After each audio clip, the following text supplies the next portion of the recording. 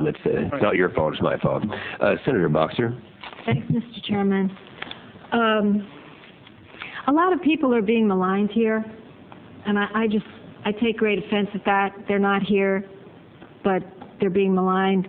One of them, Dr. Mann, who was the main subject of Dr. Crichton's testimony, and I'd like to place in the record a letter from Dr. Mann that was sent to a congressional committee in which he shows how, in fact, his data were reproduced and used and studied. If I might place that in the record. Without objection. Thank you. Dr. Gray, you have maligned a lot of people by a broad brush, just basically dismiss them. And I want to know if your papers on global warming have been published. Some of them have, yes. I am working on a paper, long paper on this now. But what... Wait, I just want to get the answer. I don't have time to go into other subjects. Could I ask? So some have been published. Have they been peer-reviewed? A couple of them have been, yes. Okay, would you please submit those to the committee?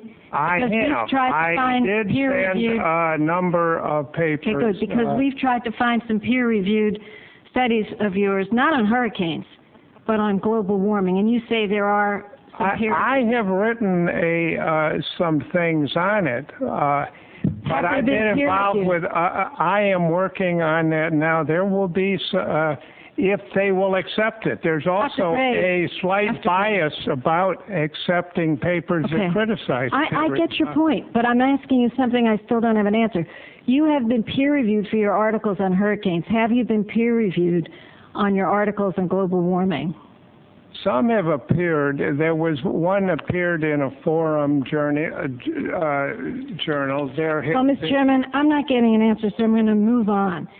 Now, one of the things you said at the end of your testimony is nature plays its games and tricks. And you reminded me, in a very nice way actually, about my mother, who said everything was predictable until we landed on the moon.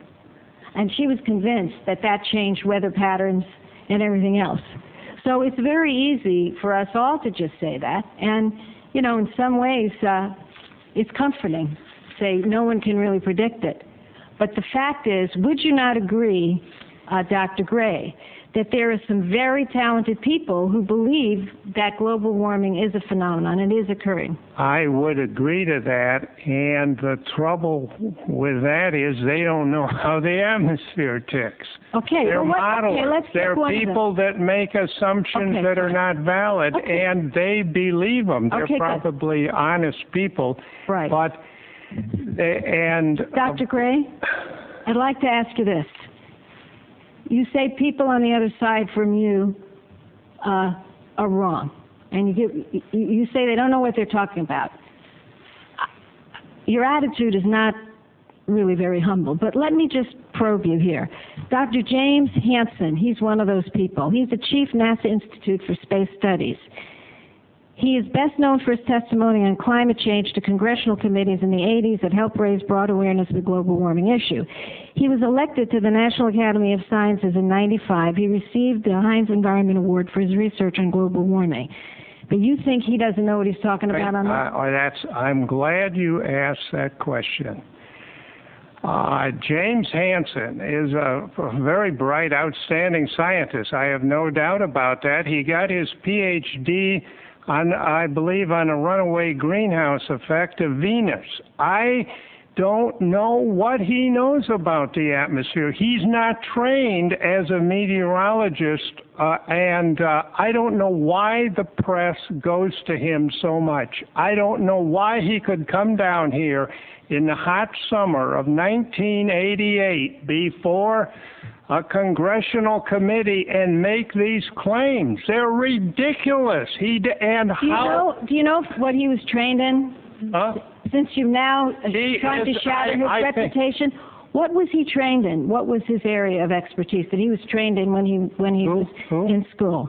Dr. Hansen. I believe Hansen was an astronomer, a very capable, good astronomer who I been told that his PhD thesis was on a runaway greenhouse effect well, of Venus. He knows Venus well, just like Sagan knew Mars well. Sir, you're making my point. He was trained in physics as well as astronomy, and he's well acclaimed. But you just brush away everybody who doesn't agree with you, which I think going in isn't a very scientific thing to do. To prejudge. It's not. There's a lot of us out there that don't agree with. Dr. Gray, I understand, but I'm just trying to say something in a friendly way to you. It doesn't help your case to demonize everyone who doesn't agree with you, because you wind up without very much credibility. No, it's not. Everyone doesn't agree with me. I would like to ask Dr. Crichton a question. I represent a lot of meteorologists who think very much like Dr. Gray, my time is running out. Dr. Crichton, you say predictions are not science. Excuse me, I said they're not facts. They're not facts. Correct. Predictions are not facts.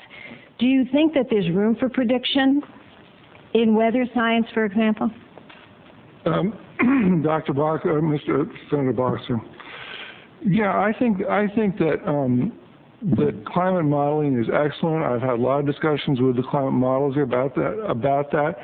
I'm making a single point only.